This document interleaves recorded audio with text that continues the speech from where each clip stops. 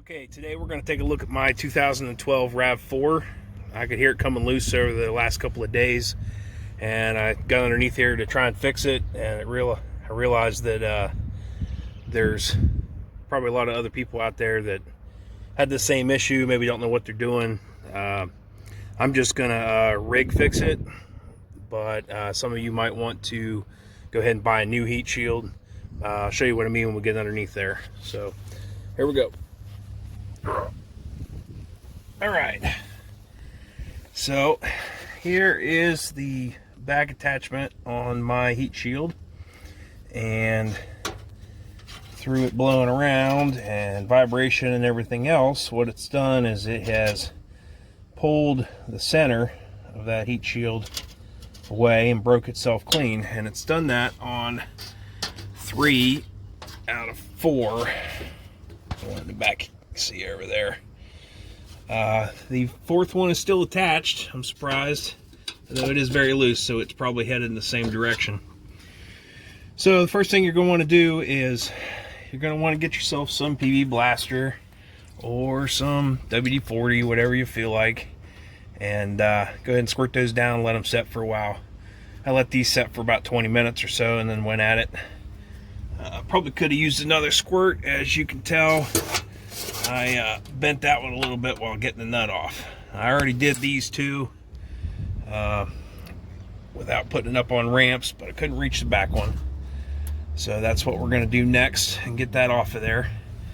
And when I'm done with that, I'll show you what to do next. Okay, while I'm underneath here, I got that one off. I wanted to give you guys a look at the front one because I don't think I'm going to mess with it. It doesn't appear to be cracked around the nut anywhere, so I think I'm just going to leave that one alone. I might do more damage taking it apart than just leaving it be. So also give you a look here, there's also another heat shield right here, and there's one over there, and this one has one stud and one bolt in it. They both look pretty good. And that one down there has a pair of studs, and I got a good look at those, and they both look pretty good too. So just going to leave them alone as well, but I realized that you guys might be working on those, so you might want to see that. So also, I probably should have mentioned before I got underneath here, do not do this while this vehicle is hot. This is the muffler. It's a couple inches from my chest.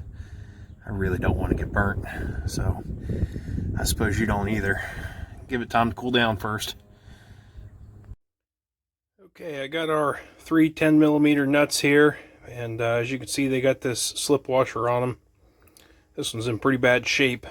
I'm going to give this a cleaning. I got my wire wheel on my grinder here.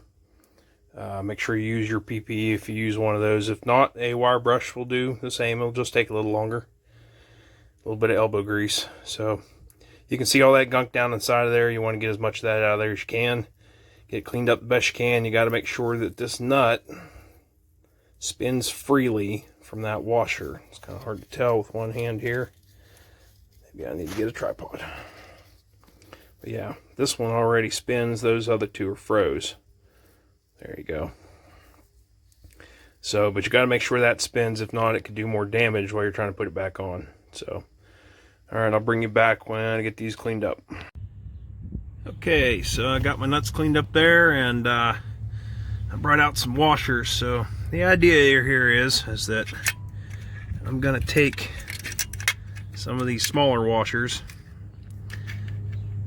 and put them underneath the nut, and then I'm going to put one of these bigger ones underneath there, and hopefully the diameter of this large washer is large enough that it will grasp the edges of this rather large hole here. So if that doesn't work, I've also got some fender washers here. They got a small hole but a large diameter. They might work as well. They're a little bit smaller. We'll just see what fits best, and I'll show you when I get done.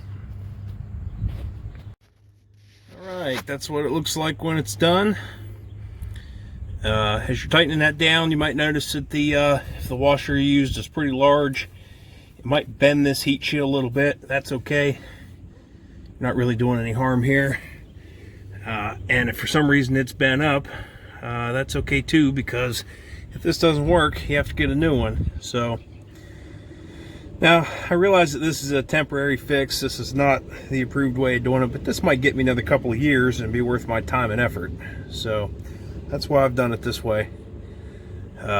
Otherwise you have to go get the new piece. I'm not even sure. You might have to take down the whole muffler in order to get that out. Maybe you might be able to bend it up there.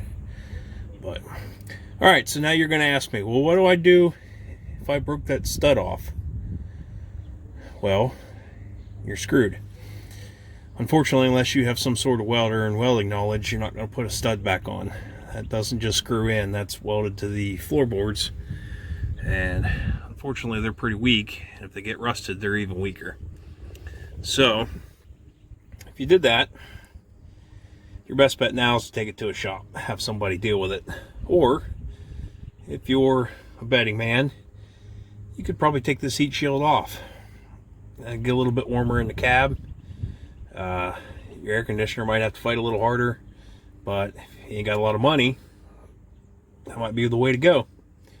So, all right, well, thanks for watching. There's a back one I got up there, you can see. Thanks for watching, and try and do these videos more often for you guys.